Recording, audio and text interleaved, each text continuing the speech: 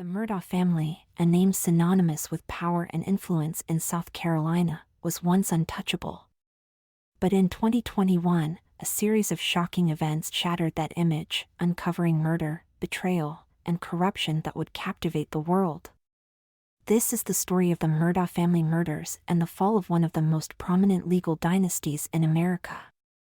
To understand how shocking these crimes are, you first need to know about the Murdaugh family legacy.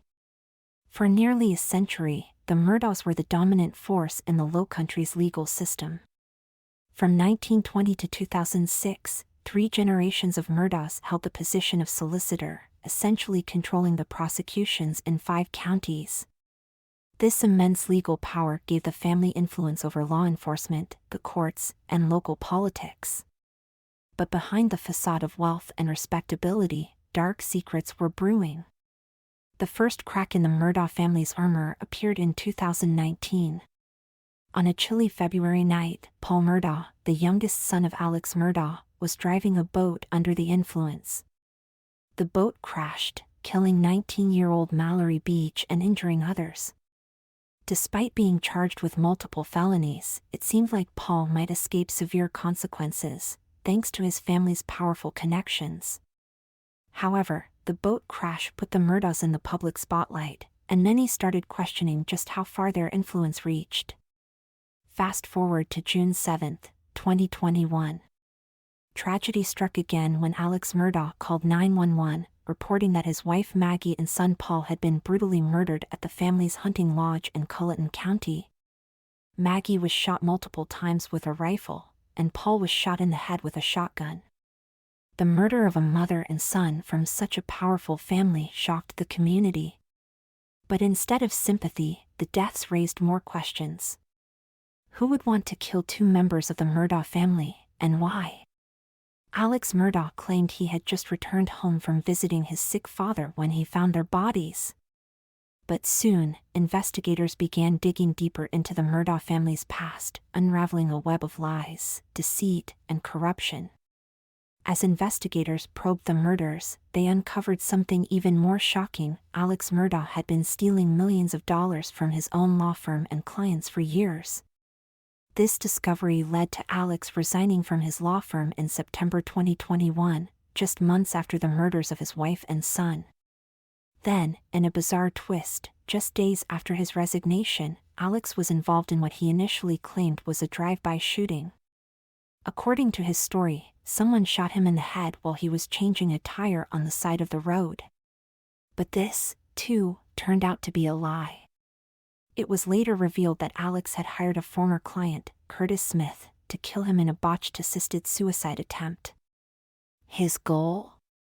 To stage his death so his surviving son, Buster, could collect a $10 million life insurance payout. But the plan failed. Alex survived with only a minor injury, and both he and Smith were arrested. As the public watched this unfolding drama, more and more details of Alex's financial crimes came to light, further eroding the family's reputation. In July 2022, more than a year after the murders of Maggie and Paul, Alex Murdaugh was finally charged with their killings.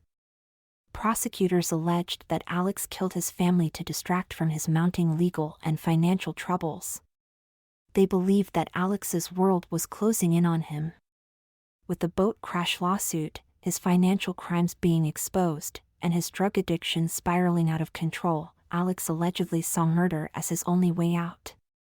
Prosecutors presented damning evidence, including phone records, financial documents, and witness testimony that placed Alex at the scene of the crime.